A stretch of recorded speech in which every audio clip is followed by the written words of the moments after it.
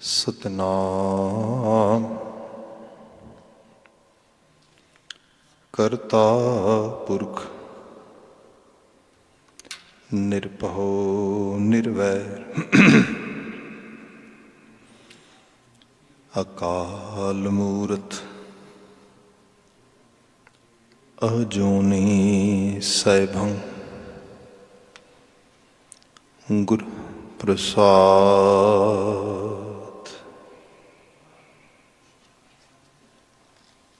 तैंडी बंदिश मैं कोई ना डिठा तू नानक मन भाना।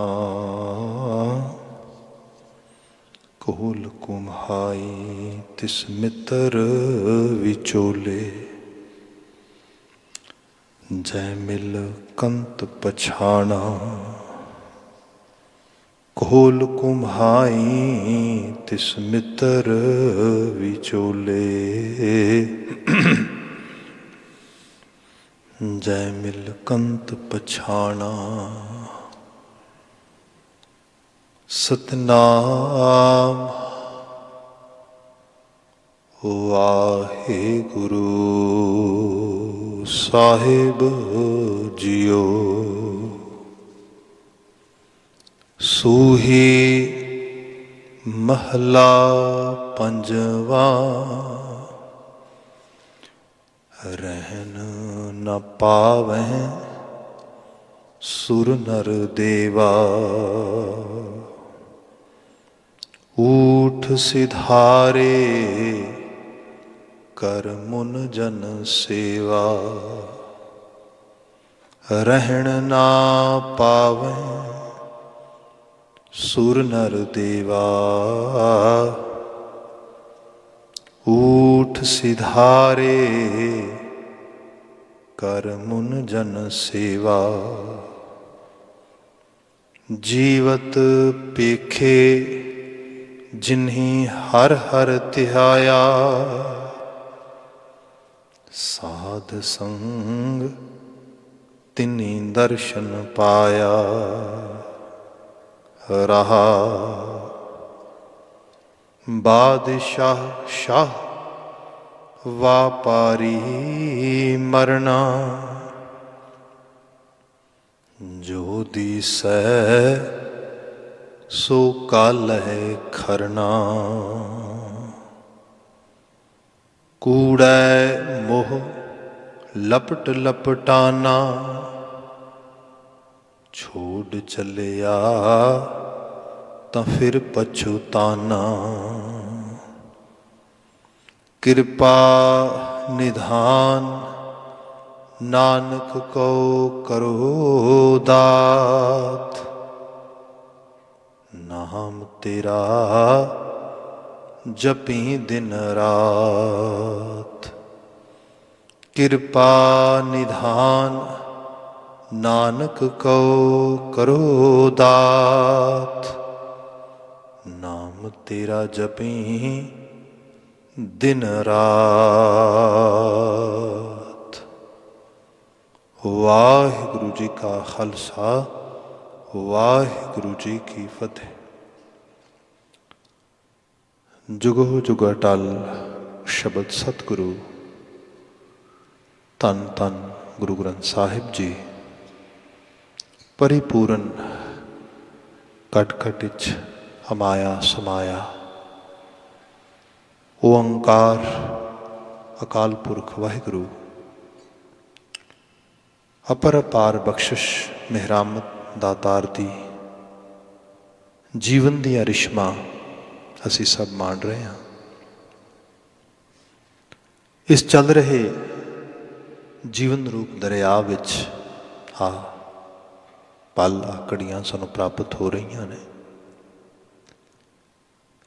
पावन गुरु दरबार तो शाम के समय के दीवान चलते ने पे।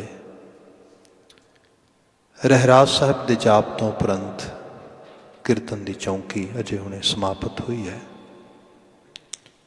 हुण समा है गुर शब्द की व्याख्या नाल असी सांझ पाईए। इस मुसलसल व्याख्यान दे विच सूही राग असी विचार रहे हाँ। गुरु अर्जन पातशाह द्वारा उचरित किए गए छोट आकारी शब्दों की विचार हो रही है। बचन आपने सरवण कर लिया है। इस पावन बचन की रहाओ के बंद तो विचार तकरीर प्रारंभ हो रही है। सब जिक्र करते ने जीवत पेखे जिनी हर हर ध्याया साध संग तिनी दर्शन पाया रहाओ। वैसे समुचे सब शब्द दे विच जो करतारी कुदरत विच काल दा संकल्प है, भाव जिन्हों असी बचन पढ़ते हैं भी जम्मन मरना हुक्म है भाणे आवे जाए। जो ये हुक्म है जमना मरना काल दा सारा संजोया चक्कर आ, उहदे विच जिहड़ा एग्जिट डोर आ जदों असी इत्थों विदा होना आ, जिहदे बारे बंदे च डर आ भै आ सहम आ, महाराज उहदे उत्ते ज़्यादा एम्फेसाइज करनगे शब्द दे विच। पर उहदी जो उहदा फोकस आ ये सब करन दा उहदा परपज़ इस मुख सुनेहे दे पदे जा रहा है भी वाहिगुरु साहब is giving that much attention toward specially death और जिन्हों असी मोर्टैलिटी कहने उहदे उत्ते। बचन आ जीवत पेखे जिनी हर हर ध्याया साध संग तिनी दर्शन पाया। मौत होंदी है जिउंदे दी। Death definitely can happen anyone who is alive. जिहड़ा जीवन है जो अलाइव होना आ, जो जिंदगी नूं उस रूप दे विच लिव करना आ, उहदी फिर परिभाषा लोगों ने वखरे वखरे गल नाल तय की है। एक उहदी मैडिकल परिभाषा भी है, बंदे दा हार्ट खून पंप कर रहा है, बंदे दा ब्रेन काम कर रहा है, समझो जिंदगी चल रही है, इस तरह मान लिया जाता है। जे उसनूं असीं थोड़ा होर फर्दर लैवल ते लै जाइए, बिल्कुल बायोलॉजिकल एस्पैक्ट तो कढ़ के जो है लाइफ साइड ते ले आइए, जो ह्यूमैनिटेरियन ग्राउंड वाले पासे ले आइए, तो फिर ये कहा जाता है कि नहीं नहीं कला दिल का धड़कना तो ब्रेन का काम करना ही काम नहीं करना हुंदा। हथ पैर अखां मूँह नक सब प्रॉपरली काम करन, 5 सेंसिस प्रॉपरली काम करन, बंदा हेल्दी होए। फिर यही नहीं फिर मैंटल हेल्थ की गल भी आती है। फिर भी गल आती है कि जी क्वालिटी ऑफ लाइफ आ ये होनी बड़ी जरूरी है। अदरवाइज जिंदगी हुई ना हुई बेमानी है। बंदे दे कोल उस जीवन नूं एहसासन मानण दी जिहड़ी है उन्होंने उस लैवल ते अवेयरनैस भी होए। सो फिर जीवन जिहड़ी परिभाषा सीगी, जिहड़ी टोटल डेफिनेशन सीगी, वो स्टैप बाय स्टैप चेंज हो रही है। मतलब असीं इस तरीके नाल देखते हैं। जे स्पिरिचुअल साइड ते आ जाइए तो फिर स्पिरिचुअल साइड ते बात की जाती है कि if our conscious is not actually aware or we are not aware toward our conscious or toward our real self, then we cannot claim we are alive. ਅਸੀਂ ਇਹ ਨਹੀਂ ਕਹਿ ਸਕਦੇ ਅਸੀਂ ਜਿਉਂਦੇ ਹਾਂ। ਗੁਰੂ ਗ੍ਰੰਥ ਸਾਹਿਬ ਵਿੱਚੋਂ ਮੈਂ 2-4 ਬਚਨ ਕਹਿ ਕੇ ਫਿਰ ਸ਼ਬਦ ਨੂੰ ਅੱਗੇ ਤੋਰਦੇ ਹਾਂ। ਮਹਾਰਾਜ ਨੂੰ ਪੁੱਛੇ, ਮਹਾਰਾਜ ਜਿਉਂਦੇ ਦੀ ਪਰਿਭਾਸ਼ਾ ਕੀ ਹੈ? ਮਹਾਰਾਜ ਬਿਆਨ ਕਰਦੇ ਕਿ ਜਿਉਂਦੇ ਦੀ ਪਰਿਭਾਸ਼ਾ ਇਹ ਹੋਈ ਹੈ, उदम करेंदियां जीव तो। जेड़ा बंदा उदमी है, एफर्ट करने वाला है, जेड़ा दलिद्र दा मारिया आ, mean someone is living under the impression of laziness, वो कैपेबल ही नहीं हैगा। उहदी मतलब जिउना ना जिउना, रहना ना रहना एक बराबर ही है। आलस दे विच जिहड़ी अलक बिरती है, इस ये रहने वाला बंदा वो कदा जिउंदा आ। सो सही रूप में बात की जाए तो वह है कि जिदे अंदर उद्यम करन दी, पुरुषार्थ करन दी, जिहड़ा इत्थे संसार दे विच कुछ प्रोडक्टिव वे दे नाल कंट्रीब्यूट कर सकता है, जिदे अंदर दी सृजना जिन्हों असीं क्रिएटिविटी कहने वो नहीं मरी, वो जिउंदा है। जिदे चो ये चीज़ां चलियां गईयां, सृजना का पक्ष चला गया, संसार च कंट्रीब्यूट करने की एबिलिटी चली गई, that person is not alive at all. उन्होंने असीं जिउंदे च नहीं मान सकते। जीवन की परिभाषा इत्थों शुरू होती है। स्पिरिचुअल साइड से गुरु साहब ने बयान किया कि यह है जिउना। ਸਾਹਾਂ ਦਾ ਚੱਲਣਾ, ਖੁਰਾਕ ਦਾ ਖਾਣਾ ਹਜਮ ਕਰਨਾ, ਤੇ ਇਹ ਸਭ ਨੂੰ ਇਹ ਜੀਵਨ ਨੇ। ਈਵਨ ਅਸੀਂ ਹੋਰ ਮਹਾਰਾਜ ਦੇ ਪਾਵਨ ਸ਼ਬਦਾਂ 'ਚ ਪੜ੍ਹਦੇ ਹੈ, ਮਹਾਰਾਜ ਜ਼ਿਕਰ ਕਰਦੇ ਨੇ ਕਿ ਤ੍ਰਿਗ ਤ੍ਰਿਗ ਖਾਇਆ, ਤ੍ਰਿਗ ਤ੍ਰਿਗ ਸੋਇਆ, ਤ੍ਰਿਗ ਤ੍ਰਿਗ ਕਾਪੜ ਅੰਗ ਚੜਾਇਆ, ਤ੍ਰਿਗ ਸਰੀਰ ਕੁਟੰਬ ਸਹਿਤ ਚੋਂ ਜਿਤ ਹੁਣ ਖਸਮ ਨਾ ਪਾਇਆ। ਕਾਹਦਾ ਜੀਵਨ ਆ, ਤ੍ਰਿਕਾਰ ਯੋਗ ਆ। ਜਿਸੇ ਅੱਜ ਦੇ ਲੈਵਲ ਤੇ ਦੇਖੀਏ ਨਾ, ਮਹਾਰਾਜ ਬਾਣੀ ਦੇ ਬਚਨ ਨੇ, ਗੁਰੂ ਪਾਤਸ਼ਾਹ ਜ਼ਿਕਰ ਕਰਦੇ ਨੇ ਕਿ ਤ੍ਰਿਗ ਇਵੇਹਾ ਜੀਵਿਆ ਜਿਤ ਖਾਏ ਵਧਾਇਆ ਪੇਟ। ਜੇ ਬੰਦਾ ਸਿਰਫ ਇਸੇ ਚੀਜ਼ ਤੇ ਆ ਕਿ ਸੰਸਾਰ ਦੇ 'ਚ ਖਾਣ ਲਈ ਆਇਆ, ਪਾਣ ਲਈ ਆਇਆ, ਬਸ ਖਾਣਾ ਪੀਣਾ ਜ਼ਿੰਦਗੀ ਦਾ ਮਕਸਦ ਆ, ਮੌਜ ਮਸਤੀ, ਮੌਜ ਮੇਲਾ, ਇਹ ਤੇ ਪਸ਼ੂ ਬਿਰਤੀ ਤੋਂ ਵੀ ਮਾੜਾ ਹਾਲਤ ਆ। ਪਸ਼ੂ ਵੀ ਧਰਤੀ ਦੇ ਇਸ ਇਕੋਸਿਸਟਮ ਦੇ ਵਿੱਚ ਬਹੁਤ ਕੁਝ ਕੰਟਰੀਬਿਊਟ ਕਰਦਾ ਆ। ਆਪ ਦੇਖੋਗੇ ਅੱਜ ਤੇ ਅਸੀਂ ਜਿਹੜਾ ਹੈਗਾ ਆ ਪਸ਼ੂਆਂ ਨੂੰ ਆਪਣੇ ਪੈਟਸ ਬਣਾ ਕੇ ਰੱਖ ਲਿਆ, ਅਤੇ ਜਿਹਦੇ ਕਰਕੇ ਸਾਨੂੰ ਕੁਝ ਇਸ਼ੂਜ਼ ਜਿਹੜੇ ਨੇ ਉਸ ਤਰੀਕੇ ਦੇ ਆ ਰਹੇ ਨੇ ਪਸ਼ੂਆਂ ਦੀ ਦੁਨੀਆ ਦੇ ਵਿੱਚ ਵੀ। ਅਦਰਵਾਈਜ਼ ਜੇ ਪਸ਼ੂ ਨੂੰ ਤੁਸੀਂ ਵਾਈਲਡ, ਜਿਵੇਂ ਉਹਨਾਂ ਦਾ ਇਨਵਾਇਰਮੈਂਟ ਹੁੰਦਾ, ਉਹਦੇ ਛੱਡ ਦਿਓਗੇ ਅਤੇ ਖੁਰਾਕ ਬੇਤਹਾਸ਼ਾ ਮੁਯੱਸਰ ਹੋਏ, ਇੰਤਹਾ ਦੀ ਮੁਯੱਸਰ ਹੋਏ, ਆਲੇ ਦੁਆਲੇ ਹੋਏ, ਪਸ਼ੂ ਪੰਛੀ ਪਰਿੰਦੇ ਕੀਟ ਮਕੌੜ ਆਪਣੀ ਲੋੜ ਮੁਤਾਬਕ ਲੈਂਦੇ, ਅਤੇ ਜਿਹੜੀ ਲੋੜ ਮੁਤਾਬਕ ਪ੍ਰਾਪਤ ਕਰਦੇ ਉਤਨਾ ਉਸ ਈਕੋ ਸਿਸਟਮ ਦੇ ਵਿੱਚ ਆਪਣਾ ਕੰਟਰੀਬਿਊਸ਼ਨ ਕਰਦੇ। ਇਹ ਹੈ ਜੀਵਨ ਦਾ ਅਸਲ ਲਹਿਜ਼ਾ, ਜੀਵਨ ਦਾ ਉਹ ਰੰਗ ਉਸ ਰੂਪ ਦੇ ਅੰਦਰ, ਜਿੱਥੇ ਬੰਦੇ ਨੇ ਇਸ ਸਾਰੇ ਤਵਾਜ਼ਨ ਨੂੰ ਤੋੜ ਦਿੱਤਾ। ਭਾਵ ਜਸਟ ਸਿੰਪਲ ਲੈਵਲ 'ਤੇ ਬਾਤ ਕਰਾਂਗਾ। ਦੇਖੋ ਇਹਦੇ ਛੋਟੀ ਜਿਹੀ ਮੈਂ ਬੇਨਤੀ ਵੀ ਕਰਾਂਗਾ, ਜਿਹੜੀ ਓਬੀਸਿਟੀ ਹੈ ਜਸਟ ਉਹ ਬੰਦੇ ਨੇ ਆਪ ਨਹੀਂ ਸਿਰਜੀ, ਇਹ ਵੀ ਚੀਜ਼ ਨੂੰ ਚੇਤੇ ਰੱਖੀਏ। ਜੇ individual who are actually suffering with some kind of overweight, who are suffering with overeating, they are not alone responsible for this. ਉਹਦੇ ਲਈ ਅੱਜ ਤੇ ਪੂਰੀ ਸਟੱਡੀਜ਼ ਆ ਰਹੀਆਂ ਨੇ, ਸਭ ਚੀਜ਼ਾਂ ਆ ਰਹੀਆਂ ਨੇ। ਸਭ ਤੋਂ ਵੱਡੀ ਗੱਲ ਇਹ ਹੈ ਕਿ ਸਾਡੇ ਸਮਾਜਾਂ ਦੇ ਵਿੱਚ, ਸਾਡੇ ਰਹਿਣ ਸਹਿਣ ਦੇ ਵਿੱਚ ਬਹੁਤ ਕਮੀ ਆ ਗਈ। ਫਿਰ ਜਿਹੜਾ ਸਾਡਾ ਖਾਸ ਕਰਕੇ ਮੋਸਟਲੀ ਪ੍ਰੋਡਿਊਸ ਆ ਉਹ ਸਾਰਾ ਕੈਮੀਕਲ ਬੇਸਡ ਆ। ਉਸ ਤੋਂ ਬਾਅਦ ਜਿਹੜਾ ਫੂਡ ਆ ਉਹ ਪ੍ਰੋਸੈਸਡ ਆ। ਫਿਰ ਥਰਡ ਲੈਵਲ 'ਤੇ ਸਾਡਾ ਲਾਈਫ ਸਟਾਈਲ ਕਿਵੇਂ ਦਾ ਹੈਗਾ। ਦੇਖੋ ਕਿਸ ਮਿੱਟੀ 'ਚ ਕਿਸ ਤਰ੍ਹਾਂ ਦੇ ਬਣੇ ਸੀ, ਕਿੱਥੇ ਆ ਕੇ ਕਿਹੋ ਜਿਹੇ ਹਾਲਾਤਾਂ ਦੇ ਵਿੱਚ ਇਸ ਕੈਨੇਡੀਅਨ ਜਾਂ ਨਾਰਥ ਅਮਰੀਕਨ ਅਸੀਂ ਜਿਹੜਾ ਹੈ ਸਬ ਕੰਟੀਨੈਂਟ ਵਿੱਚ ਬਾਤ ਕਰਦੇ ਹਾਂ, ਅਤੇ ਇਹਦੇ 'ਚ 8 ਤੋਂ 9 ਮਹੀਨੇ ਠੰਡ ਰਹਿੰਦੀ ਹੈ। ਹੁਣ 8 ਤੋਂ 9 ਮਹੀਨੇ ਜਿਹੜਾ ਓਪਨ ਇਨਵਾਇਰਮੈਂਟ 'ਚ ਠੰਡ ਰਹੇਗੀ, ਅਤੇ ਇਹੋ ਜਿਹੀ ਠੰਡੇ ਮਾਹੌਲ ਦੇ ਵਿੱਚ ਬੰਦੇ ਦੀ ਖੁਰਾਕ ਉਹ ਵਾਕਿਆ 'ਚ ਹੀ ਜ਼ਿਆਦਾ ਹੈਵੀ ਹੋ ਜਾਏਗੀ, ਫੁੱਲ ਵਿਦ ਕੈਲਰੀਜ਼ ਹੋ ਜਾਏਗੀ, ਜ਼ਿਆਦਾ ਫੈਟੀ ਹੋ ਜਾਏਗੀ। ਇਹ ਇੱਕ ਲਾਜ਼ਮੀ ਫੈਕਟਰ ਹੈ ਇਸ ਤਰੀਕੇ ਦੇ ਨਾਲ। ਸੈਕਿੰਡ, ਜਿਹੜੀ ਉਹਦੀ ਫਿਜ਼ੀਕਲ ਐਕਟੀਵਿਟੀਜ਼ ਨੇ ਉਹ ਘੱਟ ਜਾਣਗੀਆਂ। ਜਿਵੇਂ ਹਾਈਬਰਨੇਸ਼ਨ ਹੁੰਦੀ, ਇੱਥੇ ਦੇ ਜਿਹੜੇ ਜਾਨਵਰ ਬਕਾਇਦਾ ਤੌਰ 'ਤੇ ਜ਼ਿਆਦਾ ਫੂਡ ਵਗੈਰਾ ਇਨਟੇਕ ਕਰਦੇ ਸੀਗੇ, ਉਹ ਕੁਦਰਤੀ ਤੌਰ 'ਤੇ ਇਸ ਸਮੇਂ 'ਚ ਹਾਈਬਰਨੇਸ਼ਨ 'ਤੇ ਚਲੇ ਜਾਂਦੇ ਸੀ। ਸੋ ਅਸੀਂ ਸਰੀਰਕ ਤੌਰ 'ਤੇ ਜਾ ਨਹੀਂ ਸਕਦੇ ਕਿਉਂਕਿ ਜਿਹੜਾ ਕੰਮਕਾਰ ਕਰਨੇ ਨੇ ਸਭ ਚੀਜ਼ਾਂ, ਪਰ ਮੈਂਟਲੀ ਅਸੀਂ ਕਿਤੇ ਨਾ ਕਿਤੇ ਹਾਈਬਰਨੇਸ਼ਨ ਕਰਕੇ ਜਿਹੜਾ ਸੈਡ ਫੈਕਟਰ ਆ, ਸਨੋ ਦਾ ਫੈਕਟਰ ਆ, ਉਹ ਸਭ ਚੀਜ਼ਾਂ ਉਸ ਤਰੀਕੇ ਨਾਲ ਸਾਰੀਆਂ ਇਨਵੋਲਵ ਹੋ ਜਾਂਦੀਆਂ ਉਹਦੇ ਵਿੱਚ। ਪਰ ਇਹ ਸਭ ਦੇ ਵਿੱਚ ਫਿਰ ਹੁੰਦਾ ਕੀ ਹੈ, ਜ਼ਿਆਦਾ ਖੁਰਾਕ ਇਨਟੇਕ ਹੋ ਜਾਂਦੀ ਹੈ, ਜ਼ਿਆਦਾ ਕੈਲਰੀਜ਼ ਇਨਟੇਕ ਹੋ ਜਾਂਦੀਆਂ, ਓਬੇਸਿਟੀ ਆ ਜਾਂਦੀ। ਇਹ ਸਭ ਚੀਜ਼ਾਂ ਇਸ ਪਾਸਿਓਂ ਆ ਰਹੀਆਂ। ਹਰ ਚੀਜ਼ ਨੂੰ ਬੜਾ ਫੈਕਚੁਅਲ ਲੈਵਲ 'ਤੇ, ਬੜਾ fact based and rational side ਤੋਂ ਅੰਡਰਸਟੈਂਡ ਕੀਤਾ ਜਾਏ। I'm not actually trying to ਜੱਜ here anyone due to his or her physical appearance. Just I am giving the opinion which is coming from Gurbani and directly for the spiritual betterment. ਹੁਣ ਇਹ 'ਚ ਬਾਤ ਇਹ ਹੈਗੀ ਹੈ ਕਿ ਜਿਹੜੀ R ਖੁਰਾਕ ਆ, ਇਹ ਜੇ ਬੰਦਾ ਸਿਰਫ ਖਾਣ ਪੀਣ ਦੇ ਸਵਾਦਾਂ ਦੇ ਵਿੱਚ ਲੱਗਾ ਹੋਇਆ, ਹੁਣ ਮੈਂ ਤਾਂ ਖੁਦ ਇਹਨਾਂ ਚੀਜ਼ਾਂ ਨੋਟ ਕੀਤਾ ਆ ਕਿ ਜਿਹੜਾ ਬੰਦਾ ਹੈਗਾ ਉਹਦੇ ਕੋਲ ਫਿਜ਼ੀਕਲ ਲੈਵਲ 'ਤੇ ਬਹੁਤ ਜ਼ਿਆਦਾ ਓਵਰ ਡਿਮਾਂਡ ਕੀਤੀ ਜਾਂਦੀ ਹੈ। Let me give you one more example, ਸ਼ਾਇਦ ਸਾਇੰਟੀਫਿਕਲੀ ਸ਼ਾਇਦ ਇਹ ਚੀਜ਼ ਜ਼ਿਆਦਾ ਹੈਲਪਫੁਲ ਹੋ ਸਕੇਗੀ।